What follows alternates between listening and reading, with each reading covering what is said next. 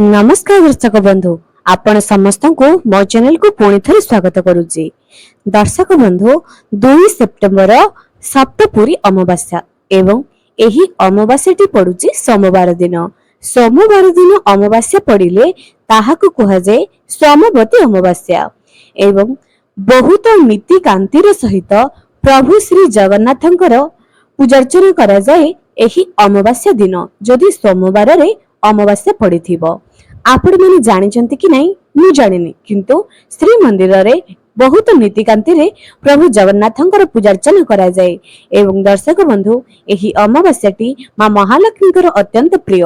प्रत्येक पूर्णिमा प्रत्येक अमावास्या मां लक्ष्मीकर अत्यंत प्रिय।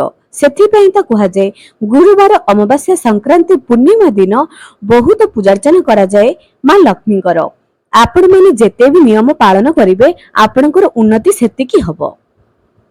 एही अमावास्या दिन आहु गोटे विरल संजोग एया पड़ुछि जे जदि कर्कट राशि एवं सिंह राशि एही दुईटी राशि चालू थिबो सेही समय रे जदि अमावास्या पड़े एहा बहुत शुभ संजोग बोली कहा जाए। एही दिन करा जाउथबा प्रत्येक कर्म आपनकर जीवन बदलाई देबो।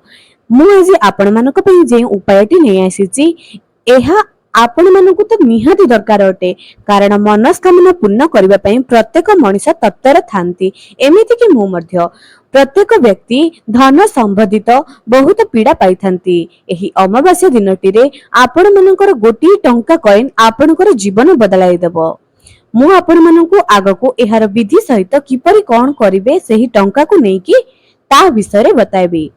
एवं दर्शक बंधु ता गुरु मु आपण मानकु अनुरोध करूची जे मो चैनल को जदि ए पर्यंत सब्सक्राइब करि नाहंती निहाती सब्सक्राइब कर दियंतु।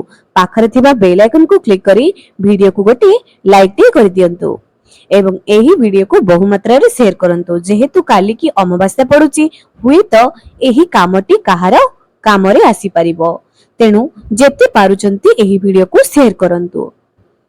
जदि आपण माने मनस्कामना पूर्ण पई चाहुचंती लक्ष्मीकर अभाव रहउची बोली चाहुचंती तेबे एही वीडियोटी आपनको बहुत काम रे लागिबो। प्रथमे आपण अमावास्या दिन केउ कार्य करिवे जहा कि आपनको अत्यंत शुभ प्रदान करिवो।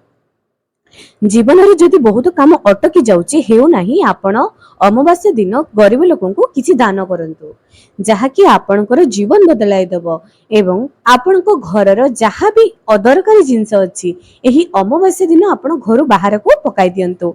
कारण अमावास्या दिन जदि आपण भलो कर्म करिवे आपनको घर को लक्ष्मी आसीबे, जदि आपण कुकर्म करिवे आपण घर को अलक्ष्मी आसीबे। जेमिति कि अमावास्या रे आमिष भक्षण करिवे, घरे कଳି झगड़ा लागिबे, नख दाढ़ी काटिबे, अमावास्या दिन निज घर को सफा न रखिबे, एई भलिया भूल जदि आपण माने करिवे तेबे आपनको घर को अलक्ष्मी आसीबे। एवं एही दिन ओस्त गछर पूजा सबुठारु श्रेष्ठ बोली मना जाए। अमावास्या पूर्णिमा एही दिन रे लक्ष्मी नारायण सेही ओस्त गछ मूले विराजमान करिथांती। जदि जे कोनोसी भी विवाहिता महिला सकाळ 6टा रु 8टा भितरे ओस्त गछर पूजा करिथाए तांको घर को मां लक्ष्मी आसी जाइथांती। तेबे दर्शक बंधु अमावास्या दिन आउ किछि नियम मध्ये आपण मानकु जणाउची। अमावास्या दिन कला रंगर वस्त्र पिंधिबे नाही, हळदिया किंबा अन्य जे कोनोसी रंगर वस्त्र पिंधिबे किंतु कला रंगर वस्त्र पिंधिबे नाही। लक्ष्मीकर प्रिय दिन मानकर केबे मध्ये कला रंगर वस्त्र पिंधिबे नाही। जहा भी हे जाऊ आपण माने कला रंगर वस्त्र पिंधिबे नाही। एवं जदि पारुचंती मां लक्ष्मीक उद्देश्य रे ओस्त गछ मूले निहाती गोटे दीप प्रदान करंतु। संध्या समय रे जेपरि कि 6टा पूर्वरु आपण दीपदान कर देथिबे। अधिक संध्या हेबा पर्यंत आपण माने जगंतु नाही। अधिक संध्या हेबा परे केबे भी ओस्त गछ मूल को जिबे नाही। जदि आपण मानकु एही उपाय सब करिवार अछि निश्चय करंतु। एबे चलंतु आमे सेही गुप्त उपाय विषय जानिबा जे आपण माने सेही टंकिकिया कॉइन रे करिवे कोन। आपण माने निजर मनस्कामना को जदि पूर्ण करबा पई चाहुचंती एही कामटी आपनको संध्या समय रे करिवार अछि। अर्थात जेते बेले संध्या पूरा अंधार होई आसीबो गोटी टंकिकिया कॉइन नै जानतु। सेही टंकिकिया कॉइन को आपण कोन करिवे निज हाथ रे रखी निजर मनस्कामना कहि दियंतु। गोटी थोर कहि दियंतु मनस्कामना कहि दियंतु।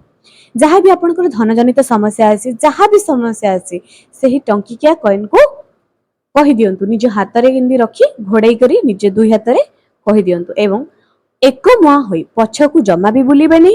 ଏକ ମୁହାଁ ହୋଇ ଚାଲି ଯାଆନ୍ତୁ ଗୋଟିଏ ମାଟି ଜାଗା ପାଖକୁ। ଆପଣ ଏହାକୁ ବଡ ଗଛ ମୂଳେ ବି କରିପାରିବେ, କିନ୍ତୁ ଦେଖିପାରିବେ ଯଦି ସେତିକି ଜାଗା ଥିବ କି ନାହିଁ। ଆପଣ ଗୋଟିଏ ମାଟି ଜାଗା ପାଖକୁ ଚାଲି ଯାଆନ୍ତୁ। ମାଟି ଟିକେ ଖୋଳି ସେହି ଟଙ୍କିକିଆ କଏନକୁ ସେଥିରେ ପକାଇ ଦିଅନ୍ତୁ।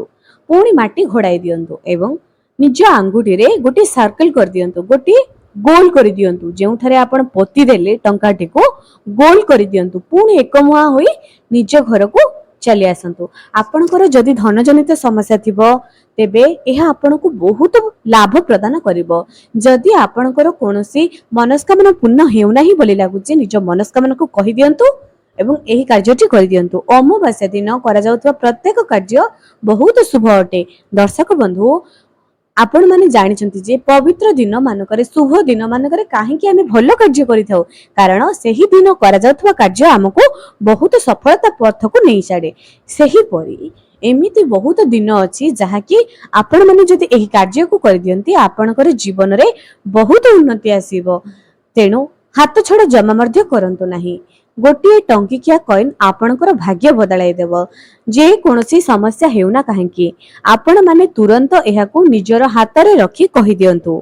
ଏବେ ଆପଣଙ୍କର ପ୍ରଶ୍ନ ଆସୁଥିବେ ଯେ କଣ ଏହି କାର୍ଯ୍ୟଟି ଆପଣ ଅନ୍ୟମାନଙ୍କର ମନସ୍କାମନା ପୂର୍ଣ୍ଣ ପାଇଁ କରିପାରିବେ? ନିଶ୍ଚୟ କରିପାରିବେ। ଯଦି ଆପଣଙ୍କର ସ୍ୱାମୀଙ୍କର ଚାକିରିରେ ଉନ୍ନତି ହେଉନାହିଁ ଏବଂ ଆପଣ ଏହି କାର୍ଯ୍ୟଟିକୁ କରିବା ପାଇଁ ଚାହୁଁଛନ୍ତି, ନିଶ୍ଚୟ କରିନିଅନ୍ତୁ।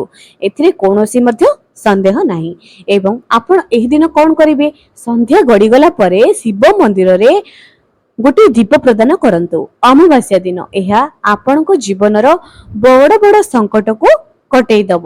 ହଁ ଦର୍ଶକ ବନ୍ଧୁ, ଅମାବାସ୍ୟା ଦିନ ଏବଂ ଆଉ ଗୋଟିଏ କଥା, ଅମାବାସ୍ୟା ଦିନ ଯଦି ଆପଣମାନେ ଦୀପ ପ୍ରଦାନ କରନ୍ତି ନିଜ ଘରର ମୁଖ୍ୟ ଦ୍ୱାରରେ ଗୋଟେ, ନିଜ ଘରେ ଗୋଟେ, ଭଗବାନଙ୍କ ପାଖରେ ଗୋଟେ, ଦେବଦେବ ମହାଦେବଙ୍କ ପାଖରେ ଗୋଟେ ଏବଂ ଆଉ ଗୋଟେ ବୃନ୍ଦାବତୀ ପାଖରେ, ଚାରୋଟି ଜାଗାରେ ଚାରୋଟି ଦୀପ ଆପଣଙ୍କୁ କେବେ ମଧ୍ୟ ଲକ୍ଷ୍ମୀ ପ୍ରାପ୍ତିରୁ ବଞ୍ଚିତ କରିପାରିବ ନାହିଁ। ଆପଣ ମହାଲକ୍ଷ୍ମୀଙ୍କର କୃପା ନିଶ୍ଚୟ ପାଇବେ।